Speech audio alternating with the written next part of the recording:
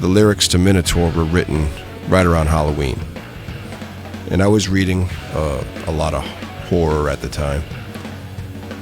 Two books in particular played a role in the lyrics for Minotaur, and probably some of the other lyrics in Strange Cousins from the West. The first one was Clive Barker's Books of Blood, in particular the famous Midnight Meat Train short story. The idea of an ancient population of monsters living underneath a city that needed to be fed is not a new story. That's just Barker reworking the Minotaur myth in a very gnarly way.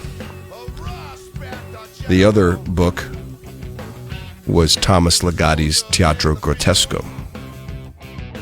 He's not as well known as Barker, but if you're a fan of H.P. Lovecraft, I would recommend you check out Ligotti if you haven't already. It's definitely eerie, not as graphic as Barker, but just as creepy.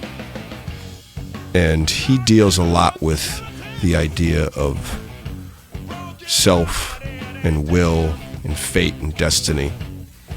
And I'm sure those ideas are what fueled the lines, "Fate is the idiot's excuse and freedom is the sucker's dream."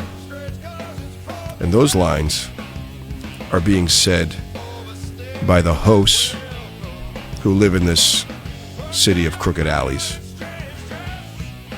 The hosts that have to take in these strange cousins from the West. And just for the record, the reason I chose the West is because I live on the East Coast of the United States, and there's not a lot of real estate between here and the Atlantic Ocean.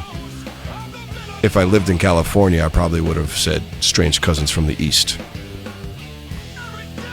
At any rate, the poor hosts of the Strange Cousins from the West are dealing with these people, thinking this is their problem.